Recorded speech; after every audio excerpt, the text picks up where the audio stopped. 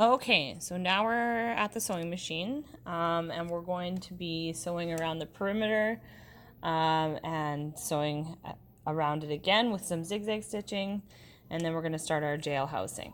So, a good trick for people beginning to learn sewing, we need to have a seam allowance of 5/8 of a seam. 5/8 of an inch.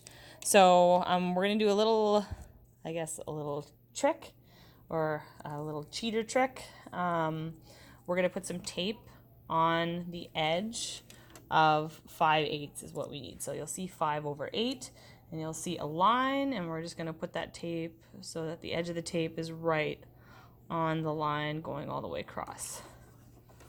Okay, so that's going to help me keep a better eye on how far that is out. Okay, so I'm going to put my fabric underneath the presser foot and the needle, and I want the fabric to line up with the edge of this. Okay, I'm also going to start with my needle down. So on this machine, press it like that. Presser foot lifter down, and now we can sew. All right, so as long as we keep this on the edge, we'll keep our seam allowance. So another thing is securing stitches. So when we first start, I always start with back stitching first. So I go back and then I go forward. So I'm going to do back stitching about 3 or 4 stitches, and then I'm going to go forward. So 2, 3, and then let go of the back stitch button or reverse stitch, and then now I'm going to go forward. So it's extremely important to do that at the beginning and at the end of every seam that you want to be permanent. Otherwise, it's just going to unravel. Okay, so I'm going nice controlled pace, and I'm watching here. I'm not really watching what the needle is doing. I'm watching where I need to be lined up on the edge. Okay, so now I'm getting close to right where my pin angle is. Maybe I'll do one more. Okay, and because I have my needle setting to down, we're going to pivot. Okay, so this is easy on this machine. If you're on the other machine, you have to make sure to manually put your presser foot down. Okay, I'm a little bit over there, but it's pretty close. So I'm going to pivot and then just keep going.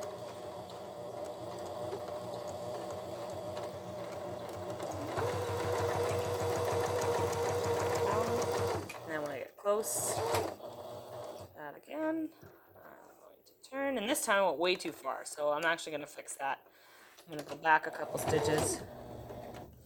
There we go. So when I turn, I want this to be at the same seam allowance. Okay, and again, that pin pointing towards the corner is going to give you a hint of where you should be turning. Be close.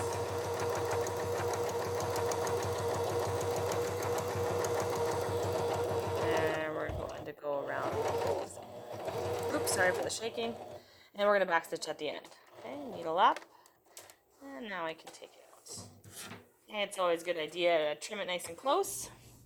So there we go. We have our perimeter around 5/8 of a seam, or 5/8 seam allowance. Okay, so now that it's sewn together, I don't really need pins anymore. So I'm going to take them out, and now I'm going to switch the machine to zigzag stitch. And this time, instead of using 5/8 seam allowance, I'm going to use the edge of the presser foot. So that means that the edge of the fabric is going to be at the edge of the presser foot on the right here. Okay, so again, starting with the back stitch, and then forward. Now I'm watching here, not the tape. I'm watching so that I only have the edge of the presser foot is my seam allowance, which ends up making it go right down basically to center. So I want to have that down again for our pivoting. Well, I went a little too far, so I'm going to back up one stitch. There we go, that's better. So we're lined up on the edge.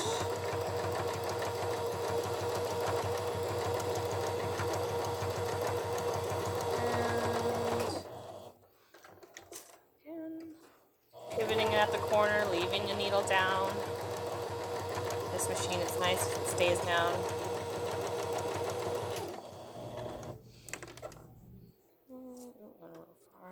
So again, just back stitch a couple stitches until you get a good turn. And there we go. Alright, so those are your 2 standard stitches, which you would use on your machine when putting together anything, especially if you didn't have a serger. You can use that zigzag stitch to help reinforce your seam. So you always have the straight stitch and then something to maybe reinforce it afterwards. Okay, so now is the jailhouse. So we're going to pick a corner and we're going to use our last little seam is going to be our guide on the edge of the presser foot. So my next seam is just going to be right next to this. I'm going to back stitch about 3 stitches right to the edge of this stitching line, and then I'm going to go straight down to the bottom and then again do a nice back stitch. So I don't want to cross over this line more than a stitch on either end. So again, edge of the presser foot is going to be on the edge of that last seam.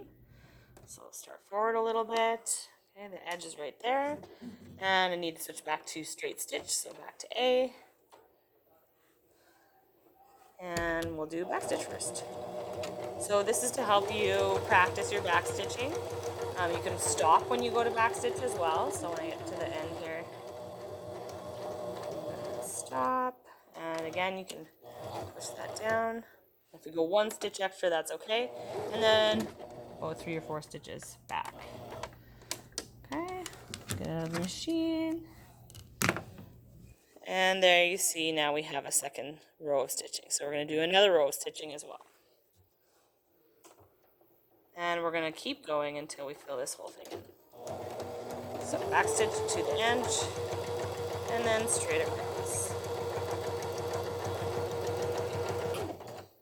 Back stitching at the end. Okay, and each time you do this, I suggest trimming really nice and close. So trimming it so I can't see any of these little tails. And make sure you trim the back and the front. And you're going to continue filling in all the way across. Okay, once you're done, you can write your name on it or put it on a piece of tape and hand it in.